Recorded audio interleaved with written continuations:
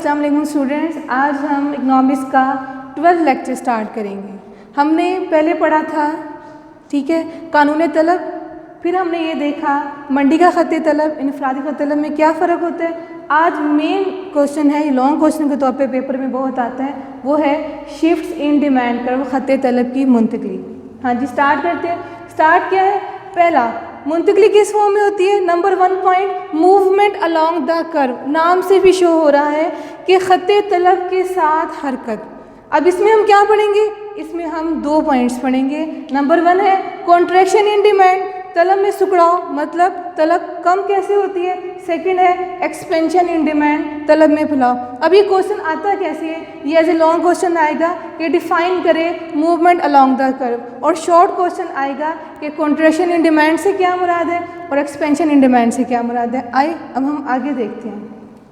Okay जी, आगे है तलब में फैलाव, एक्सपेंशन इन डिमांड, तलब में फैलाव मतलब तलब में इजाफा कैसे होता है। अगर किसी शेयर की कीमत में कमी से तलब में इजाफा हो जाए तो इसको तलब का फैलाव या तलब का फैलना कहते हैं। कैसे?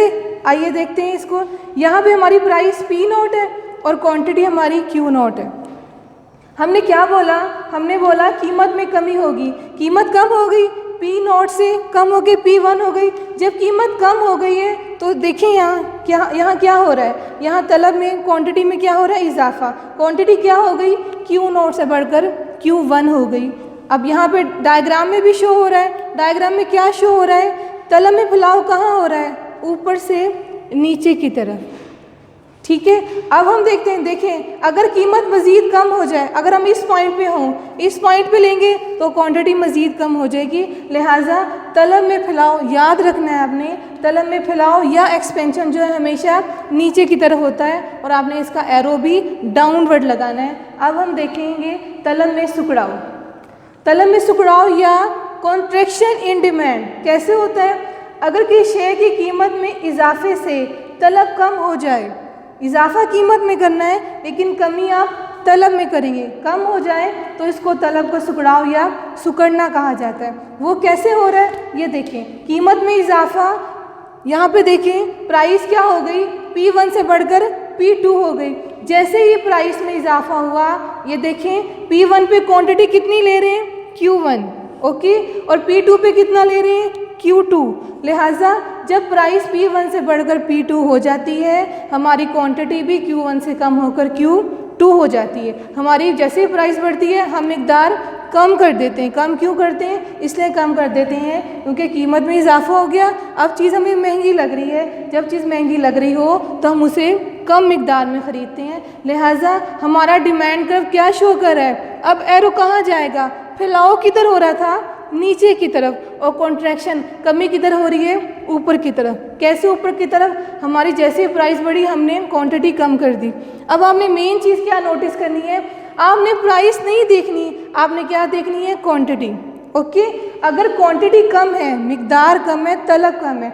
अगर तलब में कमी है तो कॉन्ट्रैक्शन, और अगर तलब में इजाफा है तो एक्सपेंशन। लिहाजा अब हमारा एरो जो है वो डाउनवर्ड नहीं होगा बल्कि वो अपवर्ड होगा, नीचे से ऊपर की तरफ जो है उसका रुझान होगा।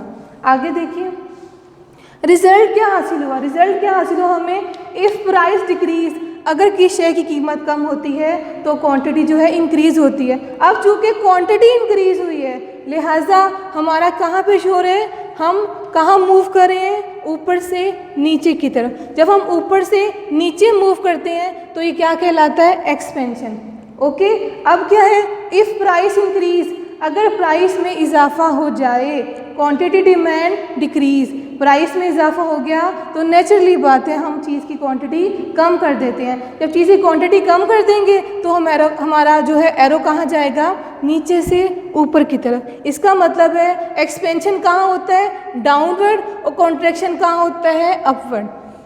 ओके स्टूडेंट, होपफुली आपको समझ आ गया होगा। नेक्स्ट इंशाल्लाह इससे आगे हम देखेंगे। Thank you.